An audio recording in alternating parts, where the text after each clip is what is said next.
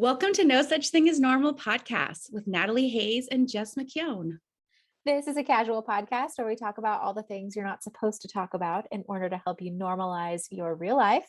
Because really, we're all just a bunch of weirdos having a completely human experience in a society that asks us to pretend like we're not. And I'm your host, Jess, a gifted spirit baby medium who facilitates deep soul healing by channeling divine messages. And I'm your other host, Natalie, an intuitive and transformative life coach. Be sure to subscribe where you listen to podcasts, watch our 100% unedited episodes on YouTube, and you can follow us on IG at No Such Thing as Normal Pod for more weirdo and woo content. And if you like this episode, please be sure to rate and review and share with your friends so that they can unleash their weird with you. Yeah, do it. Be weird with us. We want more. We want more weird. Did you ever just do that as a kid? Like pound your silver on the table? Yeah, like, for we sure. want more. That probably came from a movie, huh? I think that's how I started to write in kindergarten. Oh yeah. What episode is that on? I think it's the first one. No, but I mean, like, we have to go into more depth about that. I mean, today we're going to chat about relationships, but we probably should talk about our riots one day. We will talk about our riots. So it's Libra season. Mm-hmm. And here's what I want to say. If you're a Libra, you're probably working on relationships in some way or form. Mm-hmm. Libra is the opposite of my sign. I'm an Aries. So it's all about me. And I realize like when I respond to things, it's always fucking I statements and it's always about me. And it's always about, this is what I think. And I'm like, maybe I should like be a little less like injecting my opinion as an Aries. But then Libra, they're all about balance and beauty and we, yeah. They kind of drive me crazy sometimes, to be totally honest, Libras. Ooh, a little triggered. Yeah, they're a little too much for me sometimes. They're a little too, woo, I just want to be like, whoa, Libras. No, I love Libras. I love Libras. You know, somebody told me like, you can't hate a sign because you have all the signs in you. You can't, you really can't. I mean, you can hate a part of yourself, but that's exactly what it reflects. Maybe I'm like really self-conscious about my partnerships and relationships. I am. You could be. I am. Mm-hmm. I just want, like, I've always wanted a best friend. Mm-hmm. And I think having a best friend in a romantic relationship is really awesome. But, there's different layers of relationships. And I think we're going to focus on romantic ones, right? Yeah, we're talking about romantic ones for sure. Because those are the ones that really fuck us up. Well, Mercury, I feel like Mercury being retrograde in Libra. Good Lord. It's a lot about romantic relationships right now, like communication and like the one-on-one. It doesn't necessarily have to be romantic, but like your close one-on-one relationships out there are really kind of being highlighted right now. Yes. Today's the 4th of October. And I was going to say May the 4th be with you, but that's May. That's May. Oct the 4th doesn't work. And I channeled so many new Moon in Libra ceremonies for people this week. Spirit's like, and do it on the 6th and do it on the 6th and get your shit together and do this with your partner. So I actually have a candle that I'm going to burn on the new Moon in Libra. It's a relationship candle. So I should go get it to show the audience at home. Oh, I love that. But yeah, I am hardcore working on my relationship right now. So what house is I Libra? bought a candle. What house in your chart is Libra over? Do you know? I'm not a hobby astrologist. Like some people on this podcast. Some people. But let me look. I have an app, a handy app. Okay. I got my Pluto in Libra, which is retrograde right now and ending soon. That's it. What house is it? The second house. Oh, values. See how she says that? She's like, oh, gifts, values, money, values. Does that mean I want like gifts, money, and values for my partners? Yeah, or you find those things through partnership. I do. Mm-hmm. I have to learn this. That's exciting. I've been like debating taking this year-long astrology course just to like learn this so I can just be super cash on the hobbyist level and be like, oh, your second house? Yeah, it's my goal. Like your Aries would hate that. A year I long. know. That sounds excessive. It does. I've already quit it. Yeah, no, that doesn't sound good for you. Okay, I need the 1 month astrology crash course. I need the Cliff Notes astrology crash course. Yes. Actually, my guide said I just need to study. Yeah. This is what happens. See, I'm talking, my guides are listening, and then they're like a casual friend, and they're just like, Actually, you just need to study, Jessica. Like, make yourself some flashcards and like learn this shit. It's not yeah, that hard. it's not. There are 12 houses. Like, it's not hard. It's not hard. Okay. So while I'm learning astrology over the next year, what about you? Where's Libra for you? Speaking of charts. It's my 11th house. So like the Oh, house of your community. 11th house. Yeah, Jess, what does that mean? Can you tell me? Wait, okay, community. Okay. Yeah. You like polyamorous relationships? Collective, like bigger groups. Yeah, that's really what it is. It's like, it's traditionally ruled by Aquarius. So like when you think of the 11th house, what does Aquarius care about? The collective, making decisions for the collective, big groups, getting people together. That's what it is. But my MC is in my 11th house as well. So my career has something to do with like equality and groups and collective work. And how does that relate to your relationships though? Okay, so Libra traditionally rules over the seventh house of one-on-one relationships. So whatever sign you have over your 7th house is the attributes you look for in a partner. And I've said this before. God. I like grew up in Texas on my sun line. So like that's very influential for my personality. People want to marry me in Texas. It's not, I'm not bragging, like that's just a fact. It's okay if you're bragging though. So my sun being in my 7th house of one-on-one relationships in Gemini just means like I'm attracted to really chatty, curious, quick people. I tend to find them on my sun line and I like really shine in that area. So all my exes live in Texas. That's why you hang your hat in Tennessee. That's why I hang my hat. Or Colorado. Yeah. Even further away. Yes. I don't have a whole ton of exes, but I think we should talk about our exes and maybe like some big mistakes we've made with them. Okay. I'm in. I think you're going to win, but no. Okay, let's see. Okay. Biggest mistakes you've made in past relationships. Okay. So I used to live in this small town called Elko, Nevada, which is like between Salt Lake and Reno on I-80. And it's a small, small town, and another time for a story of why I moved there. But I met this like super cute guy. We worked together at the movie theater. He was a year younger than me. And he was Mormon. Cute. Yeah. And I was like, well, I am a teenager and I am horny and I want to like make out and do all this stuff. And he was very religious. And he said it was very much, well, no, here's the thing. He didn't say no.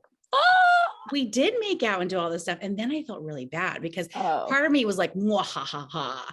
And then afterwards, I was like, maybe I shouldn't have done that. That's kind of disrespectful. And as much as I like loved him and his family and his sisters and everything, like I just kind of knew, I was like, like I'm not converting to Mormonism and this isn't really going to go anywhere. And so we broke up when I went off to college, and it was good. It was friendly. It was, it was okay, but it was, it was really bad for me to think that like I could be with somebody that religious. Yeah. Like it was just not going to happen.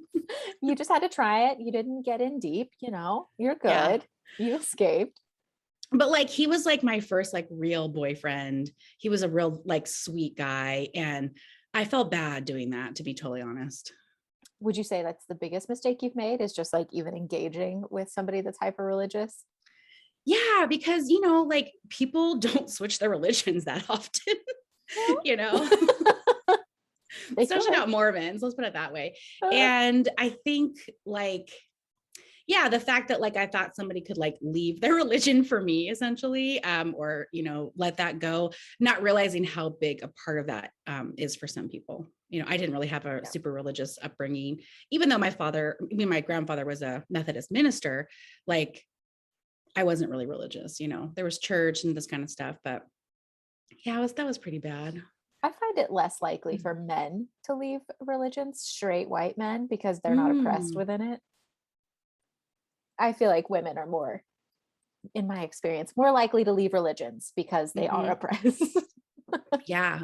Yeah, they are. They are. And I think especially too, like there's a lot of religions out there that are like, oh, if you can't have a baby, then like you're out of favor with God.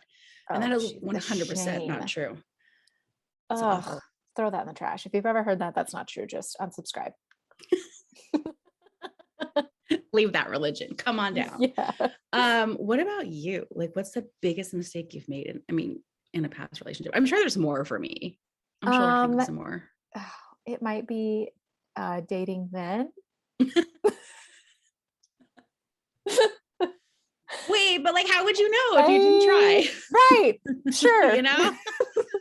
I think Jenna knew, but she still tried. Really? Yeah. You're like, I might like that. I don't know. Like she again grew up Mormon, so the conditioning, Mm. straight, heteronormative ways. Was it a big mistake to date men? Why? Did it like, do you feel like it like set you back in your like pathway? Was it harmful? No, and I don't really like the word mistake because like it all got me here to where I am. That's what I was getting at. I liked the people obviously that I dated in the past. Actually, I will say I don't know that I liked my ex-husband. Yeah. Because like is so much different than love. Yeah, that's I true. feel like I loved him. True. I feel like we had a karmic relationship. Ooh, but chills on that. I feel like I should have pushed harder to push back the marriage because I don't think it would have happened if I had. So maybe ending things was probably a better decision for me, but it all worked out. I've been through a divorce. It wasn't painful. That's exciting. Yeah. I feel like sometimes we have to go through these for the collective. Yeah. If we're going to be teachers and healers and, a lot of times my guides are like, so, you're doing this for you and others. Right. And I was like, oh, okay. Why? Like, did I really agree to this? They're like, you did. Here's your contract. But that helps me because at least I can take something from that pain or that learning or that, whatever else.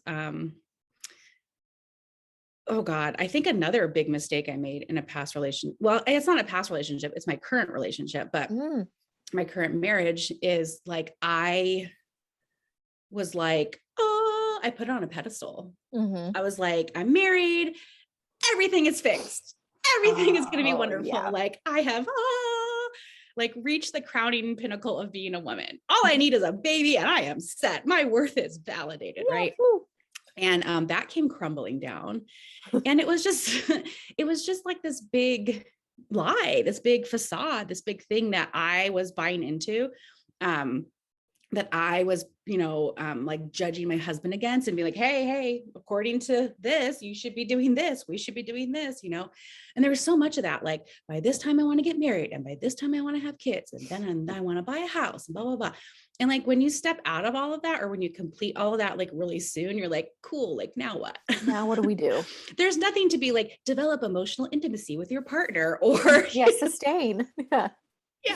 Here's how to have like really deep conversations. And our marriage got so bad. I was working, I was stressed, was like all this stuff. And he said, I want my wife back, And we developed this thing called Relationship Tuesdays, just because we were having this conversation on a Monday night and the next day was Tuesday. And we were like, this is what my husband and I do. We just like make up things and we label them, and we're team McKeown and we have all our own little, things as couples do.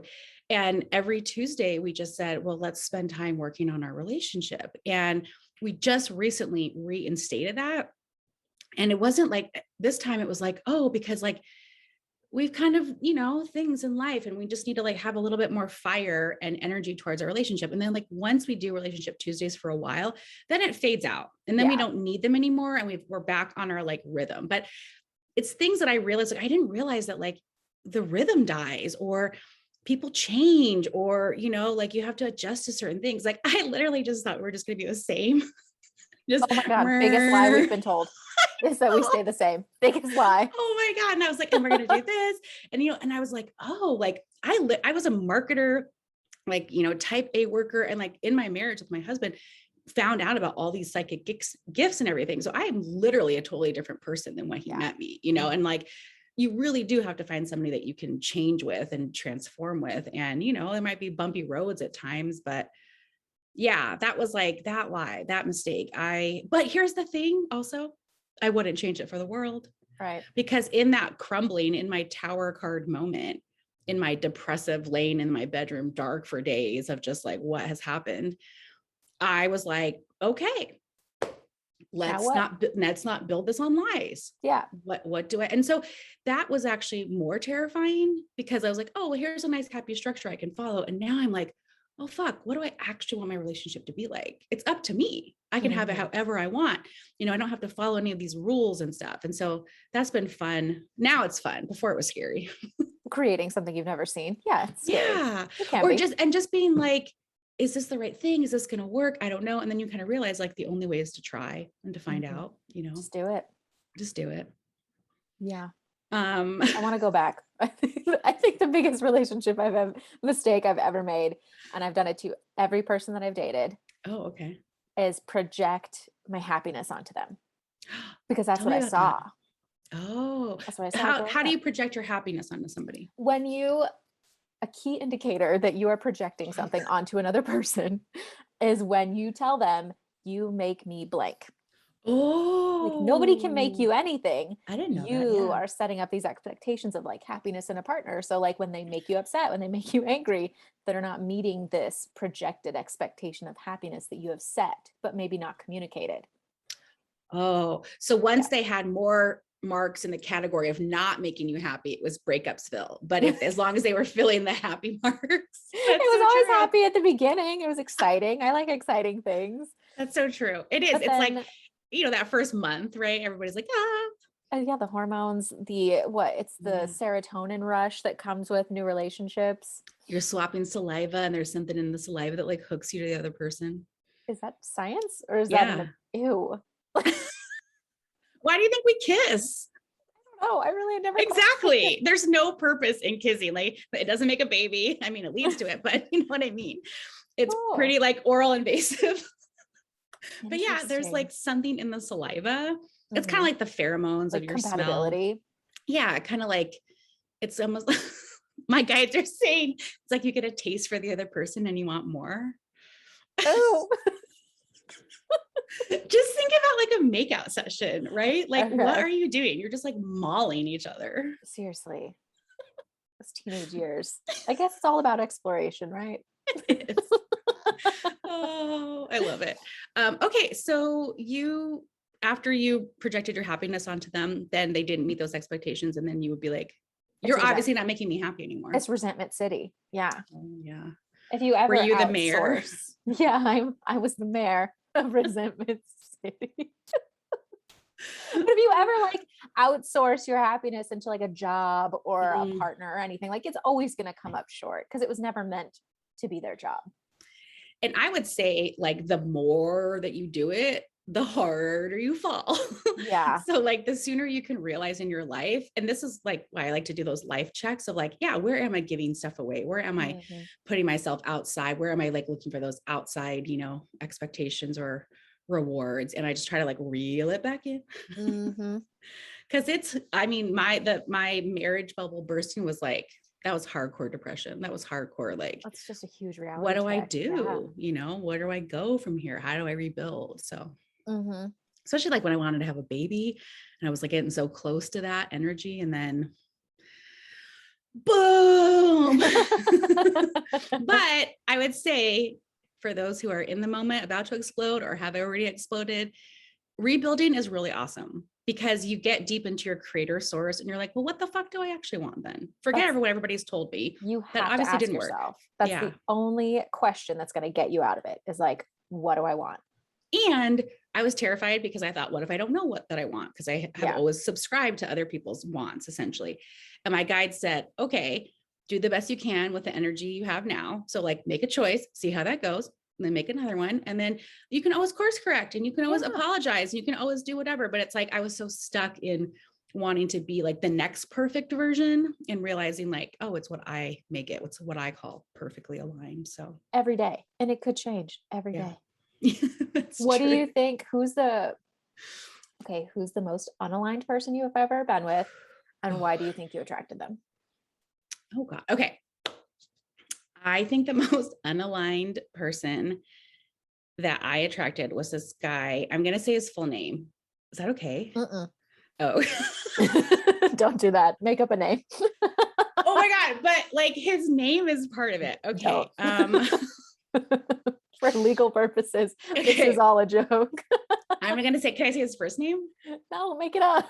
Protect their anonymity. You're not getting his consent. Okay. Okay. I dated this guy in high school and I met him over the internet. Okay. Oh, I love that. Like BBS, you guys, like wait, like dialing onto the internet, prodigy level. And we chatted back and forth. And I was just like, yes, like I'm really excited. Let's do this. And we met up for coffee. And this is like before cell phones, you guys. There's like payphone level. Yeah. And that's how old I am. And I was on this date at this like little coffee shop in town. And I told my friends, I was like, okay, like, call a restaurant and say there is an emergency at like this time. And then if the date's going really bad, I'll leave. But if it's not, I'll just be like, oh, they're fine. Da, da, da. My friends never called. I was stuck on this horrible date. This guy was a redneck hillbilly.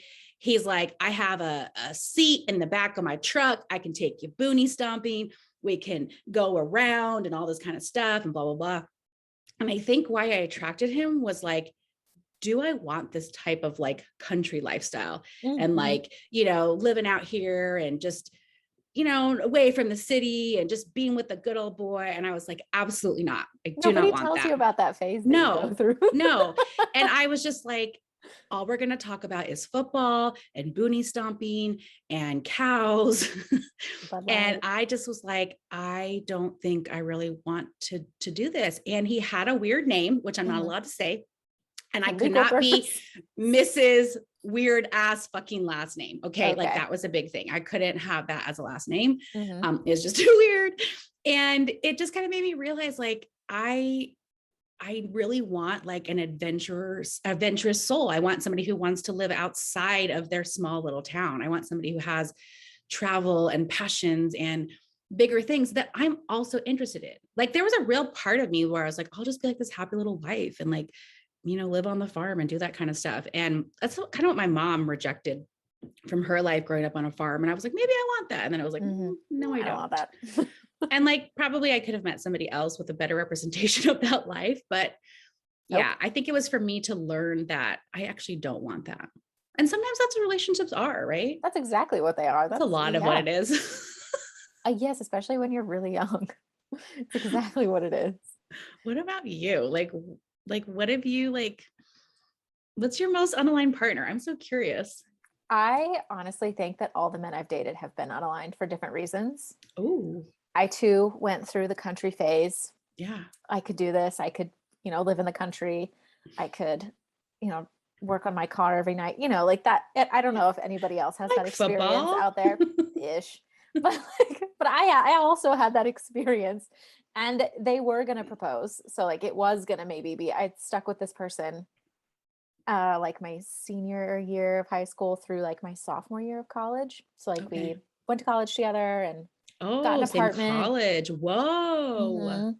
Yeah. So I actually moved out of my parents' house when I was 17. I was a senior and into his parents' house. Whoa. Because he would take me to work and my parents wouldn't.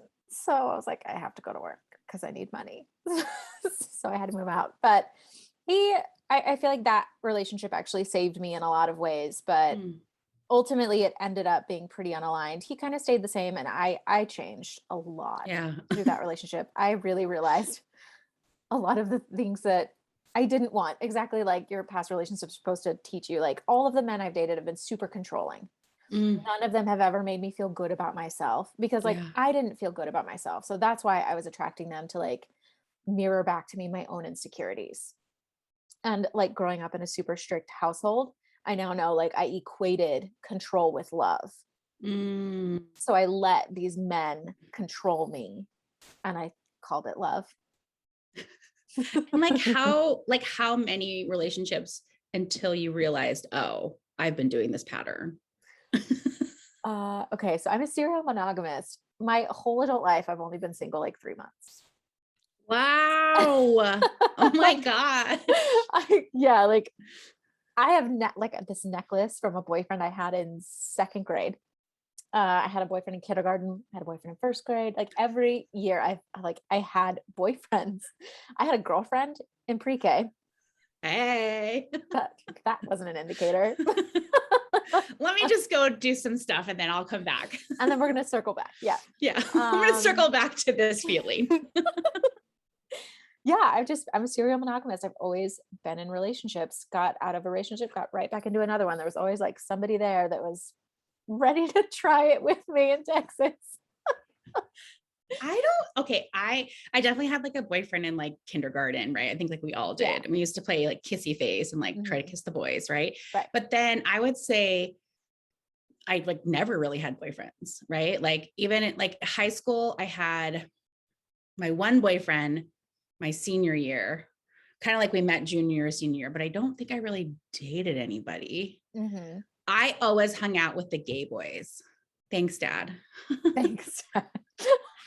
You like somebody like your dad. My dad is gay. Thank you.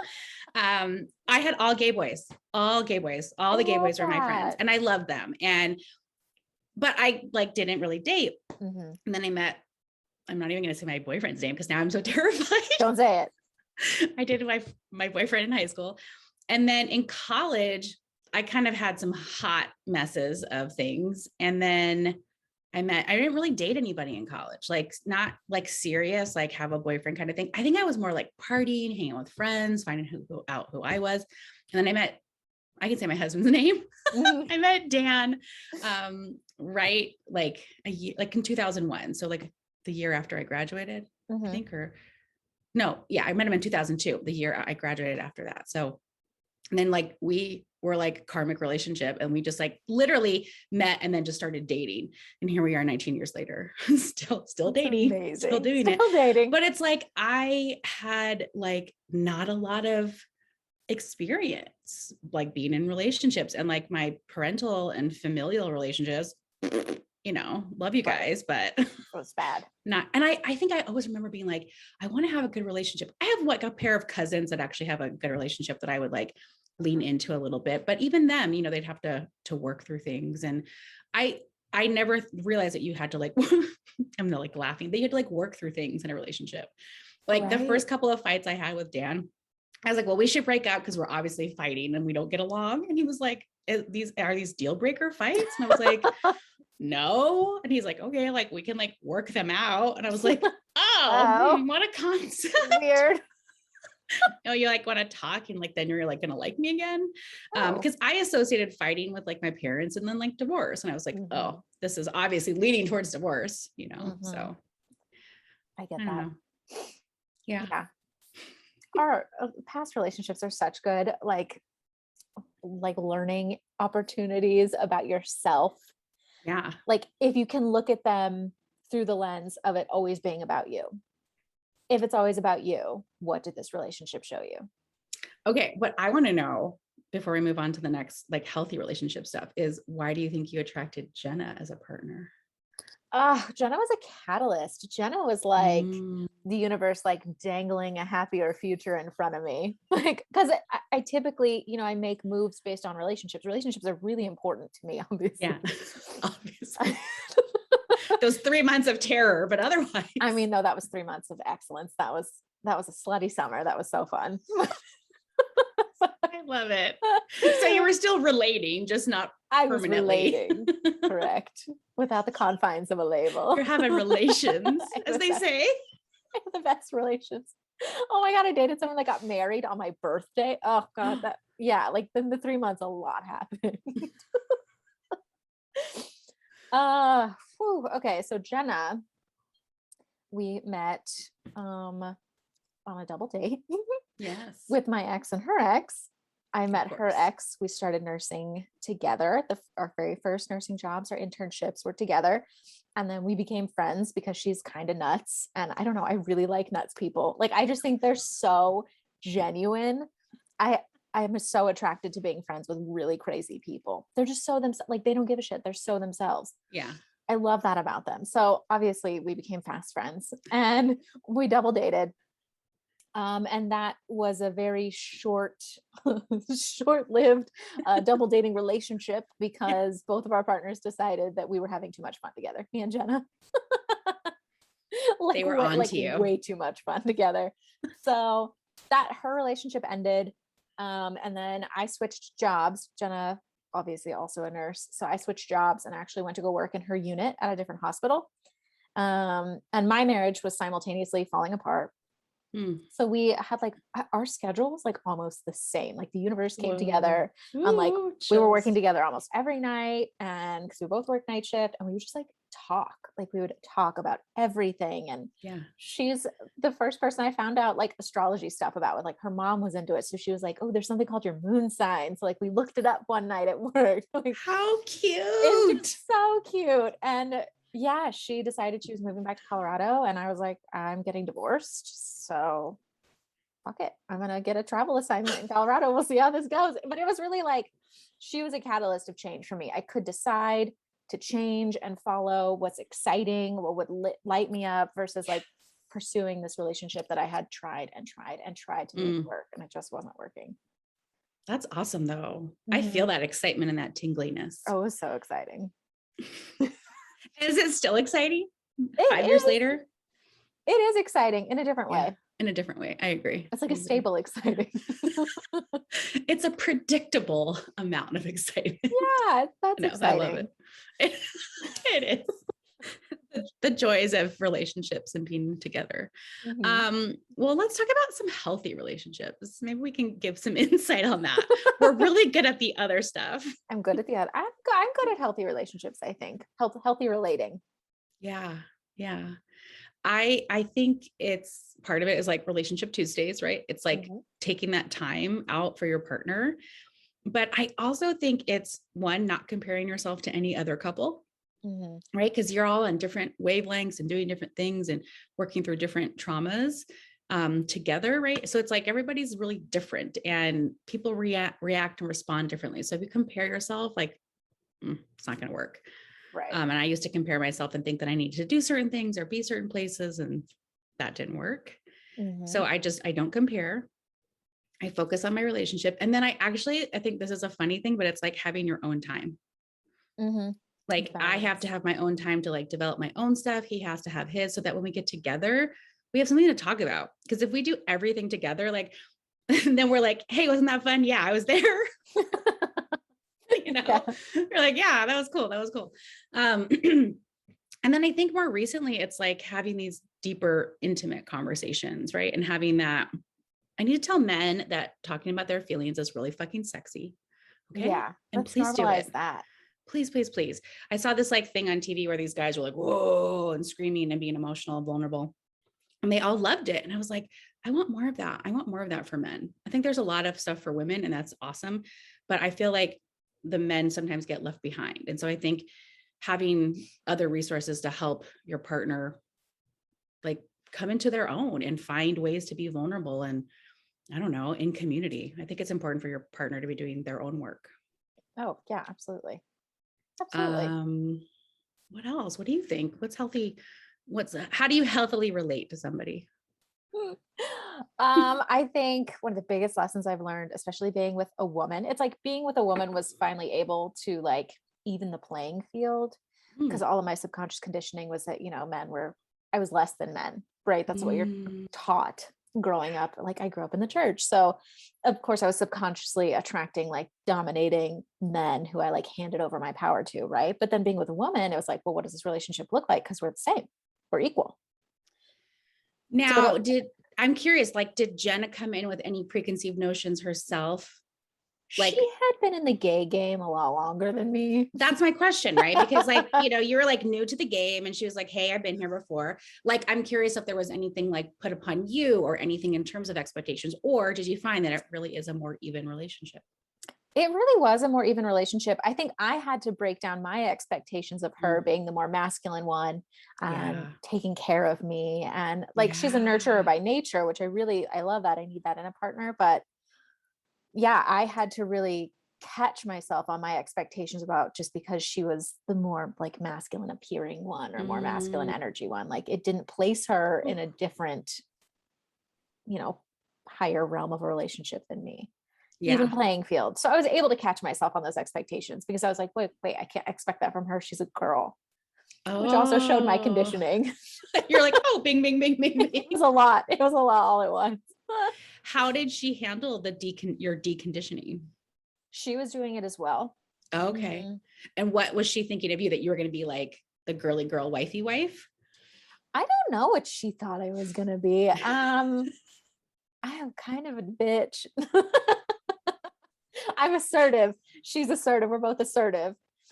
I don't know what she expected. I wouldn't say that her past relationships were the healthiest either. So I think me being willing to check my expectations also allowed her the space to do the same. Did you guys like talk about this stuff? Like when an expectation would come up, would you be like, oh, I assumed that you would like do this because of this? Like, how did you guys work through those expectations? And I'd say the work initially was more internal until I started doing this subconscious work and like learning about Psych K and doing all of this, like bringing those subconscious conditioning, like learning how to communicate them, how to become aware of them, and then how to communicate them. That really up-leveled our relationship so much. So much. Like there's this balance in Psych K. It's for relationships specifically, and it like shows you where your gifts and opportunities are in the other person, aka why you're triggered by someone, and then it neutralizes it.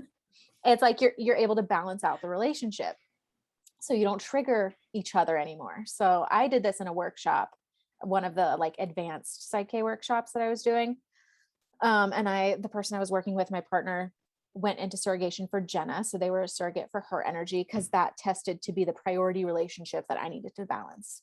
Was between me and Jenna. So we tested for that. She showed up, and then I was doing this on like a Sunday morning. It was like 10:30 or 11. Jenna was working. She worked for hospice at that time. So she was like driving around, and I was in this workshop doing magic. And so we're like, there are different belief points associated with different areas of your body, and different statements, beliefs that they attach to. So you find out kind of which areas of life you're being triggered in by your partner and how you trigger them. Oh my God. So then it's so good. At the end of the balance, you end up telling the other person what they need to hear, and they tell you what you need to hear, like repeatedly over and over, until it neutralizes it. It takes the charge out of your relationship. And I needed to hear from Jenna that she trusted me, and she needed to hear that I wanted to be with her. Aww. So like this is happening. The person that's in surrogation for Jenna starts crying, and like I cry, and it's all beautiful. And then I get home later that night, and I'm telling Jenna, I'm like, look, our relationship's all fixed. Look at all these triggers or whatever. And she's like, what time did you do this? And I was like, oh, I don't know, like 11 a.m. And she's like, I was sitting in my car and I bursted out crying. Whoa. Next time, tell your partner when you're doing witchy shit. Correct. Disclaimer, you should give them a heads up. You may cry as the moon crosses into Taurus. But yeah, that really bounced out the way that we were able to relate to each other, because it's like the ego was taken out of it. So now we have this like really beautiful open communication, and essentially we're not projecting our shit onto one another anymore. When she's in a bad mood, it's no longer my fault. It's I'm in a bad mood. It's going to resolve here in a few. Yeah. I know I'm in a bad mood. I know I'm being kind of a twat. It's going to pass.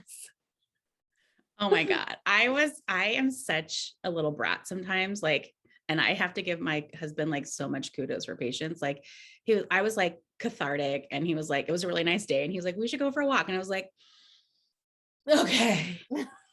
And then I was just like quiet and sad and drama on the thing. And literally he was just like there, he wasn't like, come on, blah, blah, blah, blah. Like he was like, he can read me, so he was just like being quiet. And I was walking, and I was like, okay, Jessica, like you can just be in your stinky ass mood on this 1.5 mile walk and not say anything to your husband. Or you can like ask him about something, because he was just doing a screencast. And so he asked me a question. He's like, oh, have you ever like done a screencast before? And I was like, no. That's it. Okay. Walking. And then I felt this part of me that was like, the only way to like get out of this and, have a conversation and like get out of this funk is to like move through it or to talk about it. And so I was just like, tell me about your screencast, and then it like lightened the mood and I like got myself out of my like funk because I just didn't feel like walking. But it's like, it's that it's like an awareness and an effort to like be aware of like your shit, not do your best to like not pass it on to your partner. I think that's get out of it, That's a pivotal point of a healthy relationship is just being able to catch yourself on your shit. Catch yourself. So don't project. And if you are projecting, like, that's okay. Just say like, I'm projecting. Yeah, exactly. Because, and I think it's Brene Brown who had that really good phrase that she was talking about. She was like swimming with her husband and he was like swimming ahead of her. And, all these emotions came up for her. Right. And she said to him to talk about it, she said, the story that I'm telling myself is what's the that story? You're mad at me and you don't love me. And that's why you're swimming fast. And he was like, oh my God, totally none of that. I was just swimming fast because X, like nothing related to that. And it was just like, it gives you that opportunity in partnership, and that's why people do partnership is to be like, why is this guy swimming 20 meters ahead of you, making you feel abandoned? Right? What is that? Like you got some big ass abandonment issues in there that you got to like dig up and look out. And so what we do is we scoop out that abandonment and we throw it on our partner. We're like, how dare you make us feel that way? Right. And it's like, instead of, we could probably be like, thank you for pointing out my abandonment issues. I mean, maybe we'll get there in relationships, but I think that's it. I think it's like really taking ownership for what your partner is also showing to you. 100%. I feel like you call them in relationships or mirrors, and the people you feel most aligned with are going to be your biggest mirrors. Oh my God. My guides are like, and some relationships are funhouse mirrors. So it could be. Yes. Wow. What a trip. What do you think that, your relationship with Dan, like what has been the biggest gift it's given you and what has been the biggest like challenge? Oh my God. The biggest gift, funny that you said that about Jenna. Dan is 100% himself. Like he definitely has like, maybe a more like social situation type of thing, but eventually like he will just be him true self. And I love that about him. Like, it's just, like you said, it's so freeing. They can say whatever they want because they don't care. And I was like, people pleasers, it's freeing. Teach me. Yes. I'm a previous people pleaser. And I'm like, I'm a performer. I am a performer. I'm a performer. And yes. And that's what it was. I said, I feel like I'm acting. I feel like performing. Yeah. And I was like, how do you, I would say to him, like, how do you just like not care? He's like, I just don't. And I was like, how do you do that? But also just like unconditional love. Like he does not give up, like, again, I was like storming out with our fights in San Francisco and our little apartment and he would just like not give up, like, so that was that just like, he really kind of showed me that like relationships are about coming back together after you have those, like fights or things like that. And you work through them and you understand them. And it's not over if that happens. Right. Like, I was looking for perfection, but he really just taught me like how to be in a relationship, which is pretty amazing. And just unconditional love, it's every time I like talk to a psychic or any other person, like, oh my God, he loves you so much. I'm like, I know. It's pretty awesome. The biggest challenge. On the same note, he's very honest. He's a Sagittarius and he will like call me on my shit. And sometimes that is really hard. Yeah. Really hard. Like he's a couple of times, like he's really pointed. He's like, hey, you're kind of like angry. And I was like, what? He's like, remember when you like threw that brush and like broke that chair? And I was like, yeah, I do. I'm kind of angry. And I do. I get this, like what this feeling is like, if I feel like I'm being like attacked by somebody, AKA they're like telling me, the shit that I need to hear. Yeah. Yes, the truth. I like kind of go into this like blackout phase and I get this like, animal in a corner and I just throw brushes and I knock things over. And it's like this very like out of body. Like I almost don't remember it. It doesn't feel like me. It's actually quite scary to be in that place. And I've only been there a couple of times, but it's really hard when somebody you love is like, hey, look at this, and you're just like, oh, but now that I know this is what's supposed to happen and I'm here for it, it's less annoying. It's still sometimes like hard to hear when you think you've like accomplished something or done something, and then you realize you haven't, gone as far in that learning. But for the most part, that's the biggest challenge is, he's a Sagittarius. Like he does not mince words. Whew. I get it. Yeah. Yeah. What about you? What's the best and the not so best? Best thing that Jenna, I think this gift of a relationship is unconditional love. Aww, Truly, there I could feel that. are no conditions to this. There are none. And it's so nice to be in that place because I had to be in a place to be able to give it and also to receive it to attract Jenna, Good golf clap for me. Good job, Natalie. Go me. I'm amazing because Jenna's amazing because I'm amazing. And then the biggest challenge I would say is she's very emotional and very moody. So like holding space for that and not internalizing it. Every time that cyclically it happens, that's always an opportunity for me to not internalize. Say you think it's your fault, or you right? have to and like do something. Not try to fix it. Like you want to sit in this, so I'm going to let you sit in it, and I'm just going to be here while you wallow.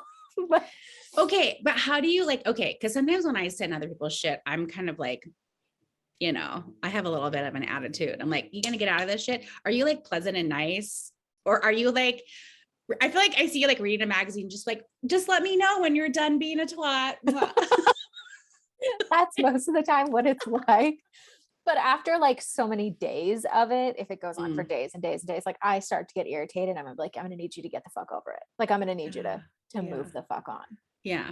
I haven't said that yet, but I feel like it's coming.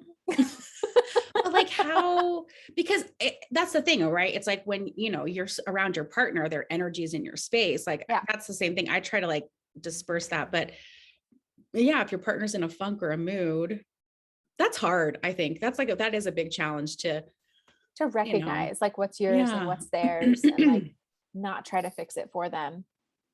Were you telling me about the bubble work where you put a bubble around you, a bubble around them, and then a bubble around the two of you together? No, that's okay cute, though. But it was like this idea that like you protect yourself. You see Jenna in her bubble, let her have her pissy twattiness in her bubble. You're in your happy bubble reading your magazine, and then you put your whole relation in it. So it's like you can be there and be in the space, and with also boundaries. Like let her because she's just like, it's like a toddler who needs to have a tantrum, right? And like she just like needs to be in a funk, and probably like the more that like you let her be okay with that, probably the less she'll do it. Yeah, because it's like this. Yeah. I just need to feel this, and I just need this part of me to be recognized and loved. It's like we show our partners the most unlovable sides of us and be like, can you please love this? Can you love this if I explode? Yeah. Yeah. And you just have to realize that that's their stuff. It's not your stuff. And you have to choose if you're going to let it affect your day or not. Yeah, that's true. That's true. You have to consciously make that choice. Defend it. But yeah, I'd say those are the best. That's the best gift and challenge I've been presented with. What about the best relationship advice you can give to people who are in relationships and also single people? All the single ladies. All the single ladies. I don't know that life, but the best advice I can give is to always be nice to your partner. Seriously, always be nice. Like I cannot imagine talking to Jenna the way that I have talked to my partners in the past because I have so much respect for her. It turned out I didn't have respect for the flip side of that coin.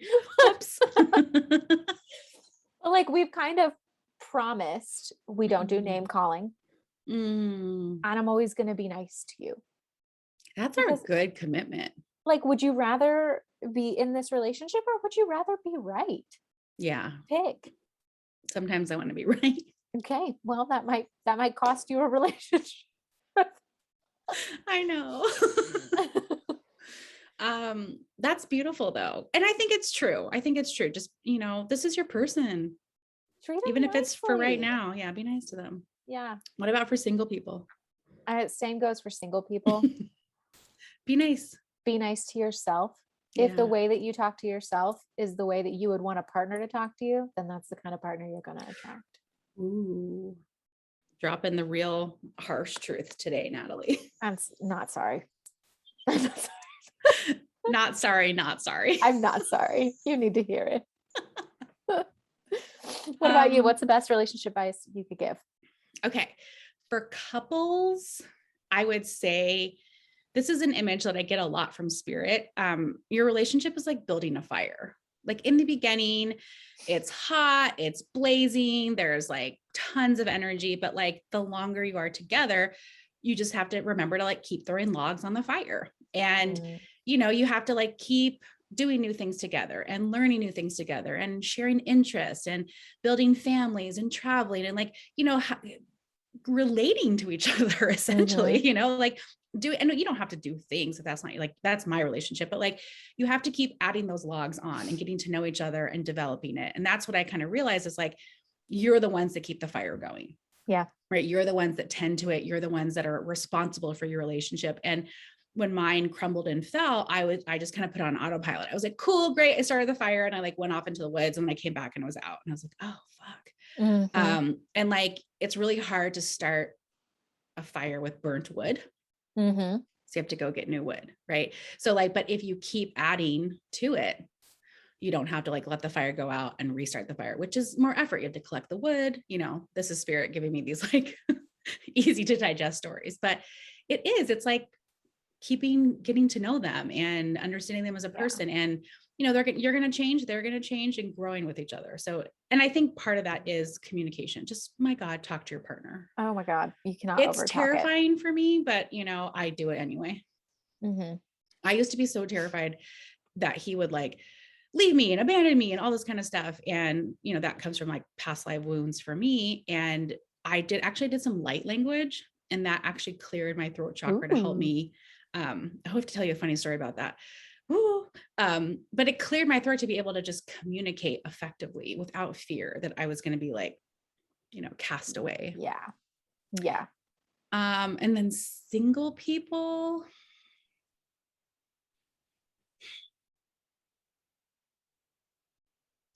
I would say like, stop stressing so much on like when and where you're going to meet this person. I think people get fixated on that. And I think it's really more about an attraction energy. Like I often will channel for people, like, write down your requirements. What kind of person do you want? And, let it be less about like, I want them to be rich and more like, I want them to love their job, or I want them to be financially stable. And even it was so interesting. I just channeled this for a woman yesterday. The partner coming into her life, like had this like with their finances. And I was like, oh, she does not like that. And spirit was like, you're going to see that as a red flag and you're going to pass this person up. But actually they're coming to meet you to work on that. It's just that they haven't found the right job yet. They want to work, they have this desire, but they haven't found that yet. And their partnership with you will actually like inspire that within them, but you have to take that risk, And so many people like cut people off, like I think too soon. Before really giving them a full chance. And I think when you get older, you're like, gotta move. So hopefully like your resonance is better, but don't cut people off too quickly, Yeah. If you feel something for it, if you feel good about keeping the work going, do it. Doesn't feel good anymore. Jump ship. But if you're curious, it feels good. And I think like, if you get triggered by this person or things come up for you, like look at that, right? Because that's kind of like a highlight reel to what your relationship could be. How am I calling this in? Yeah. And like, I would ditto what you said, love yourself. Yeah. Yeah. If you're single, if it's been tough for you to find a partnership that's like a long-term commitment, then this is the time for you to do the work. Yeah. Like give yourself those things that you are outsourcing to a relationship, and then an even better relationship will come along because you no longer need those things from a partner. It's like, you guys, 100% true. It is. I cannot tell you, like, when you then get into a partnership or get into a marriage, like you still have to work on yourself. So if you already have that, cadence going and that schedule, and you're like paying attention to yourself, like your relationship just becomes that much more awesome. You're worth it. You're worth it. Take care of yourself. I get people a lot that come to work with me Yeah. and say like, well, I want to find a relationship. I Yeah. want to find a relationship. And I think it's so interesting that they come to me because, you know, I haven't really been single. And so I'm like, okay, why do I keep attracting people who want Oh, relationships? yeah. Why does that Yeah. happen? I need to look more into that. I haven't devoted the time to digging into that one yet, but That's a good one. I always tell them like, like, what are you outsourcing to a relationship? What is that new relationship going to give you? Mm. Because that's what you need to start giving yourself. Like, it's not the relationship that you're wanting. It's whatever you think it's going to give you. Ooh, like validation, worthiness, all that Yeah. stuff. And when Yeah. they say partnership, I'm like, yeah, that's fair. But what does partnership give you? Yeah. Yeah. Yeah. Like, it's totally fine to be like, I want somebody to make my coffee one time. I want somebody to take care of me and nurture me. Like, not Yeah. all the time, 24/7, but it's like you said, you like to be nurtured. Start nurturing yourself. And then you're going to Yes. raise your frequency to the vibration of a nurturer. Yeah, because also like if you outsource everything to your partner and then like they're like gone for a weekend, what are you going to do? Call them and text them obsessively. So it's like, you have to have that self-sufficiency and then you get to like share it with a partner. And it's really fun to give and take in partnership. Like yesterday I made cookies and like I brought one to Dan and I was like, do you want a cookie? And he's like, yes. I'm like, I love doing that shit, just like, here you go. I just made a little something. And he was in his office and, he's like, oh, I'll have it a little bit later, but like, I love to take care of him and just do nice little sweet things. And like, he'll do things like he'll see I'm cold on the couch, but I like the blanket's like all the way over there, 5 feet away. And he'll just come and put a blanket over me. That's sweet. I love that. Cause it's like, you're paying attention and, I'm a lazy ass fuck. Can't get the damn blanket. But also I kind of like want somebody to do that. Well, that's love language. Yeah. I want to be like, you notice that I'm cold and you covered me up. Right. Understand your love language and then start giving that to yourself. And I bet that'll change the game. Yeah. And I think the love language guy, he's kind of religious. So, if you get the emails and stuff, take it with a grain of salt. If you don't like the religious stuff. Yeah. I don't mind it. Just unsubscribe. Unsubscribe if it gets too religious. Okay. So when people come to you for relationships, you have them work on themselves, right? I think when people come to me for relationships, a lot of what I do is clearing around like past relationships, right? So how is a past relationship still holding on as you're trying to move forward? And even like familial relationships, right? Oh, like, yeah. oh, what have you seen? Oh gosh, like so many people are like, I'm like, okay, well, you're like this because your mom was like this. Yes. But like, when you get into relationships, like you want to be a little bit different because you don't want to be like your mom. And that didn't really work out. And that workaholic, ism, you don't really want to take in because that doesn't leave time for relationships. Right. And so they start to see that they're like, oh, my mom was workaholic. I'm workaholic. Da, da, da, da. Yeah. So I show them a lot of like patterns or like lineage work that they're working through in terms of like, you go ahead and have that baby on your own, like you don't need a man to do this. Like, and a lot of people are like, I feel like I want to be a single mom. And I'm like, do it, like you have this full support of your family. So I think there's a lot about just breaking down like stereotypes and past things and just kind of clearing out like, yeah. And then it's really interesting because I will see like full on people when people ask about like partnerships and I will describe their ideal partner to them. But what I always kind of like caution against is like, don't be like out in the dating world, be like, there's the guy with the green flannel, Right. It's more just like, he's the type of guy that wears a green flannel. What type of guy is that? He's cute. He's cozy. He's maybe a little, I don't know, industrious. Who knows? Pacific Northwesty. Who knows? I don't know. But like, it's more like what I try to say to people is like, this is the feeling of the person you want. And then sit with that feeling, right? Like the way he looks, the way he smells, what he does, all that. And then hold that vibration when you go out and then bing, attract them like that. So I think I've had like, it's hard when people like, I give them relationship channelings and they're like looking for that specific type of person. Things move around so much, timelines. A lot of times too, you'll hear like, you'll see a partner, but they're like, not ready for you yet. Or, in another relationship. And, that's hard too, because you have to like wait. Well, yeah. And it's like, what do you do while you're waiting for your person, You Work on yourself. You work on yourself. Also, I would say don't get so caught up on like the image of your partner. Mhm. Because like, obviously my perfect partner is a female. Yes. Never would have fucking guessed that growing up. So like, don't even assign a gender to it. It's just like, what is the feeling I want to have in the relationship? What are their interests? Because you could be closing yourself off subconsciously. That's actually a really good suggestion. I feel like hopefully now maybe people feel a little bit more safer exploring dating different genders, dating different types of people, you know, like back in the day, you know, it wasn't, but hopefully that, and that maybe that's kind of what the world is missing. Oh yeah. Thank God for TikTok. Guys, get on lesbian TikTok. It's a lot of self-acceptance and exploration. Oh my God. I love it. Lesbian TikTok. Yeah. Tell us what you think about this episode. Just shoot us Yes. an email, DM us over on Instagram about like, did this trigger you? Did it make you self-reflect on your own relationships in your life? Doesn't have to be romantic. I mean, all of these things kind of apply for friendships, family members. Like you're calling it all in for a reason. What do you think that is? Yeah. Go out there and relate. Go and let us know how it goes. Relating with caution during retrograde. Yeah. I mean, yeah, I think maybe that's a good point too with the retrograde right now. It is like shit might come up. Your ex might call you. You might have to sort through some things. And so it's the time. The spirits and the planets are aligned to like go through. It's like, this is the time to go to the storage shed and open it up and go through the boxes and keep what you want and recycle the rest. Exactly. Have fun. Boom. Have fun. And we will talk to you next week. Bye. Bye.